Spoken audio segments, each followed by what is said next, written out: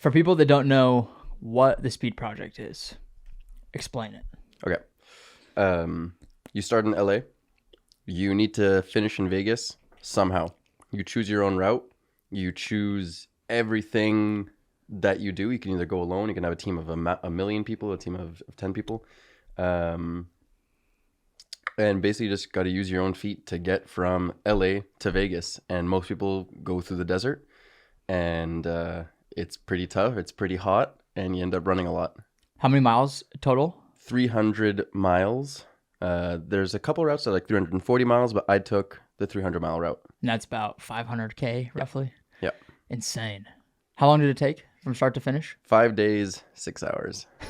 Dude, that's so long to just be running. You slept some, right? Yep. What was the sleep strategy like? I aimed to sleep 3 hours a day, and there was no like plan strategy. It was take a 15-minute nap if you're feeling shitty.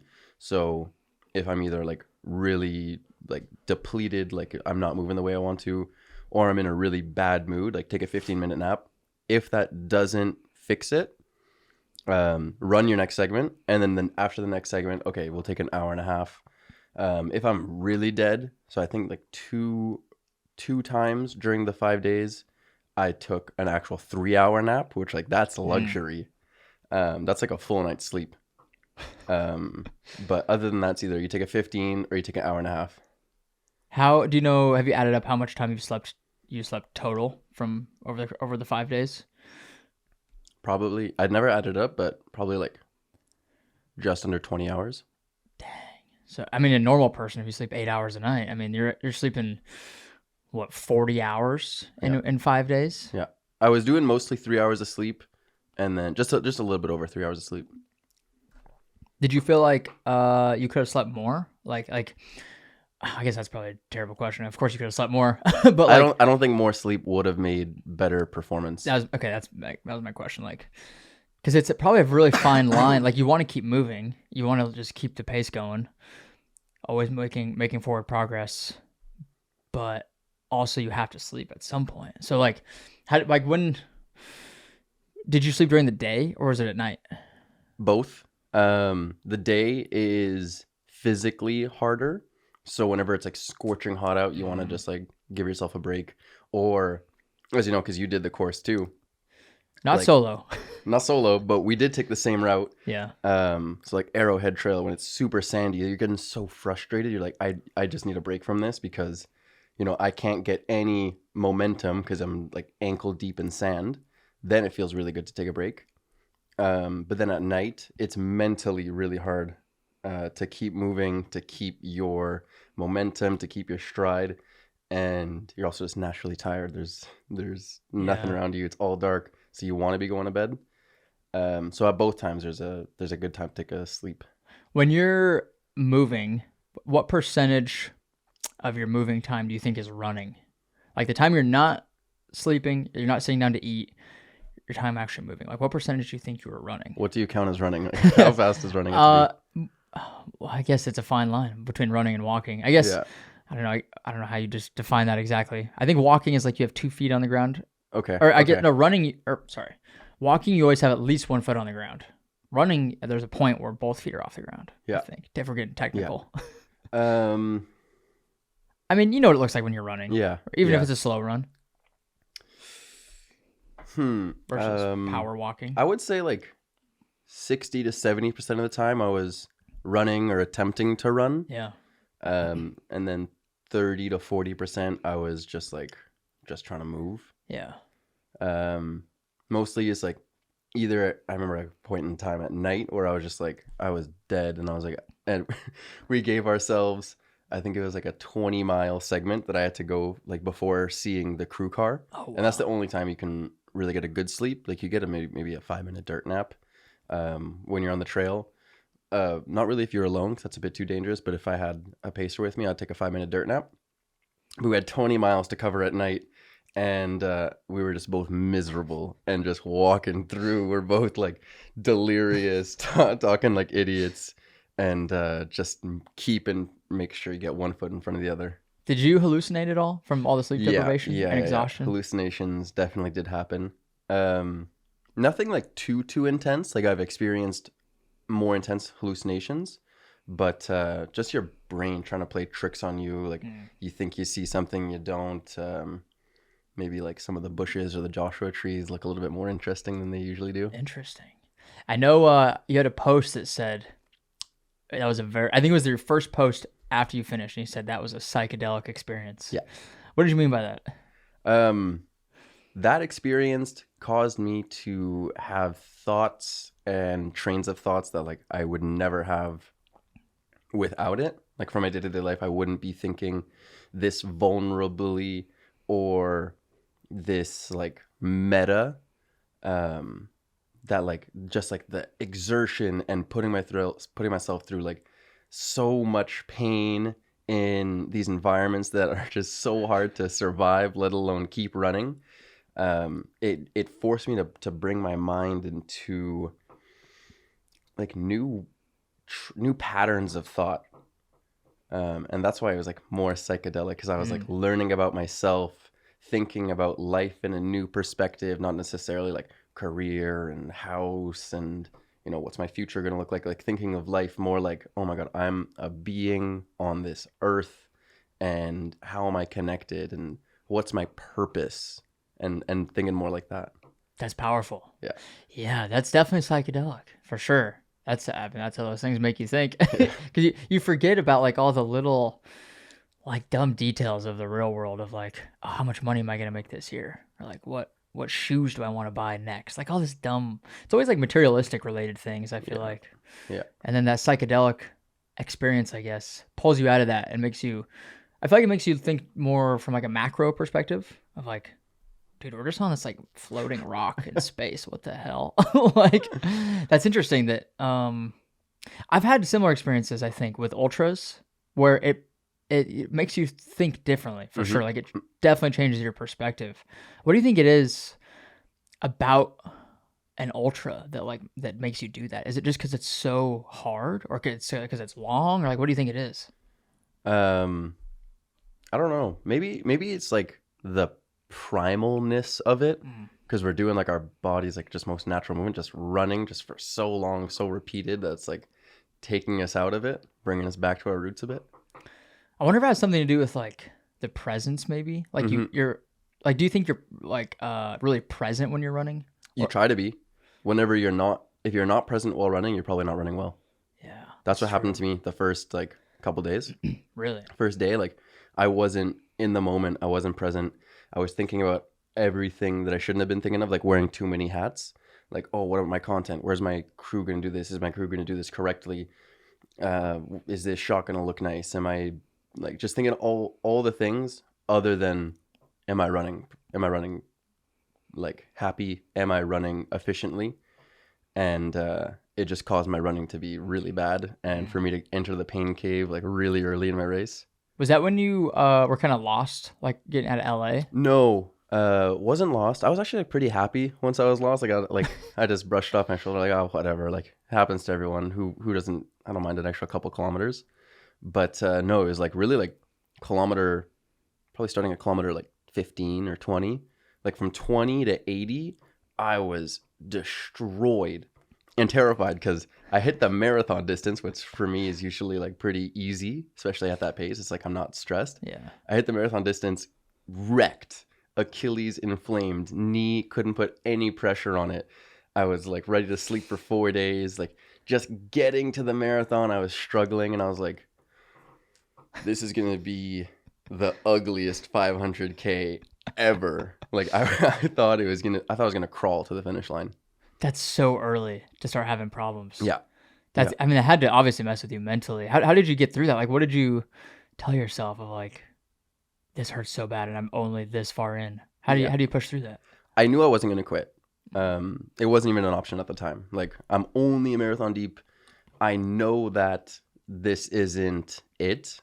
Like I didn't face a pain where I was like, oh, this is taking me out right now. So I just really was prepared to be like, okay, like the last 2 days, like I'm going to be destroyed. I'm going to be like moving slower than a snail. Like I was just accepting that. accepting that, maybe it's going to take me 2 weeks to finish this, but I'm finishing. What do you think it would take for you to not finish? An injury, like a real injury. Yeah.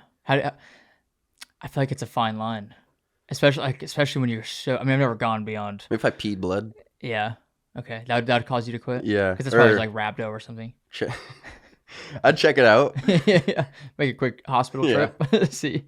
Yeah. It's like, where do you draw the line, or like maybe it's just like an instinct, I guess, of knowing whether something's hurt or you're just hurting. Yeah. Because there's definitely a difference. Yeah. Like an injury or just some pain.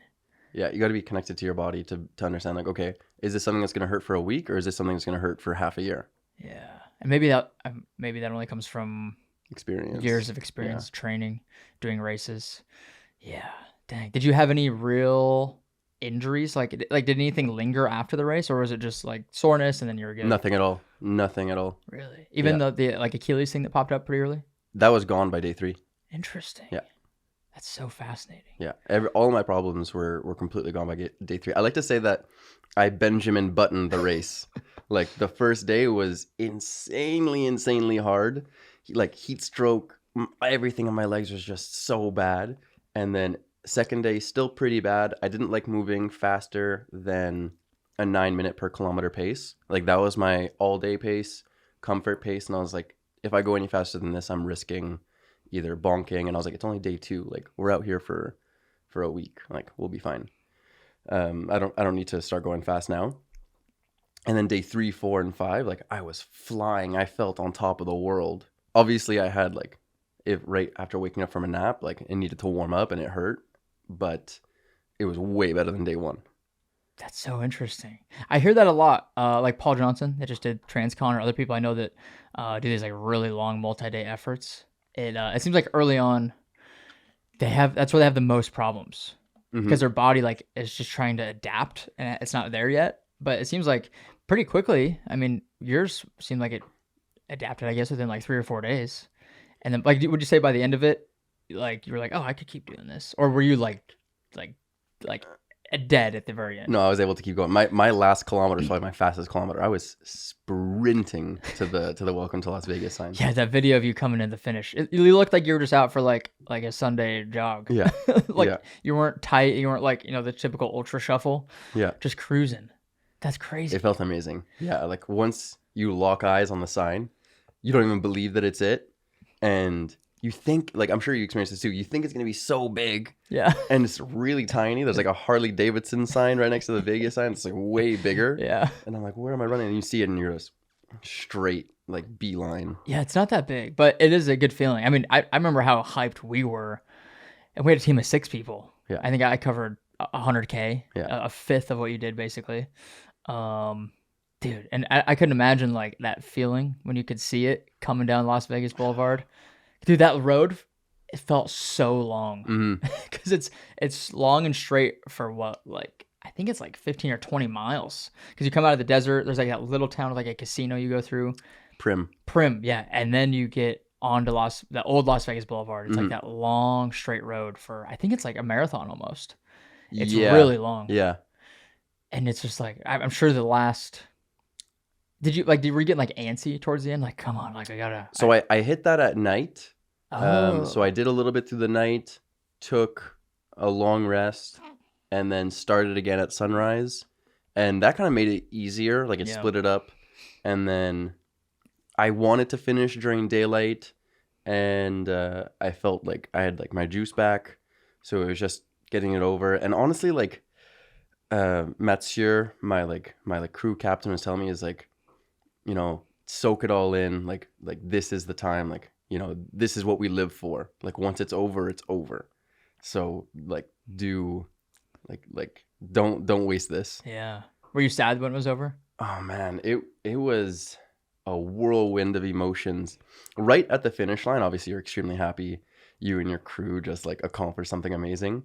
But the transition from just 5 days of living that ultra lifestyle, that like adventure lifestyle, versus going back into real life, it was a tough transition. Where like feeling like similar to like depression or just like really lost.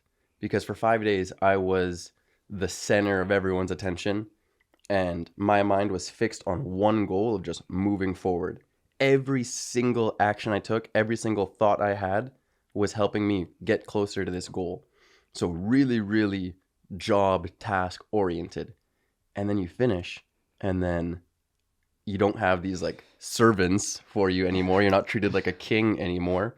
And you're presented with the options. Like, I woke up and I was like, what can I do? I can go eat breakfast. I can go back to bed. I could go on my phone. I could read a book. I could talk to this person right there. Just having all these options was really overwhelming. And I was like, I can't handle this right now. Wow. That's interesting.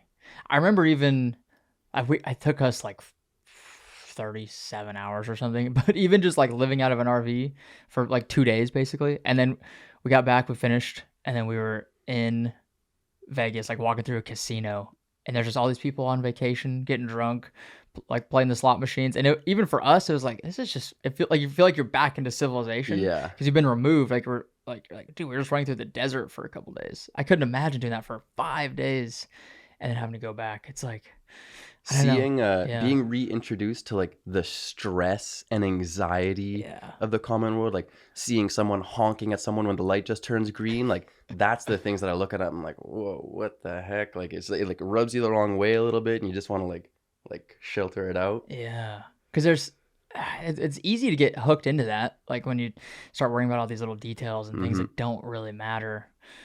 But maybe it takes things like an ultra or doing something really physically hard that makes you like snap out of that and just realize like, man, none of that shit matters. There's like, we have things so easy. Yeah. And I think that's why I like ultra so much. One reason is it forces you to go do something so uncomfortable and so difficult physically. Yeah. Because we don't get enough of that in like our day-to-day lives.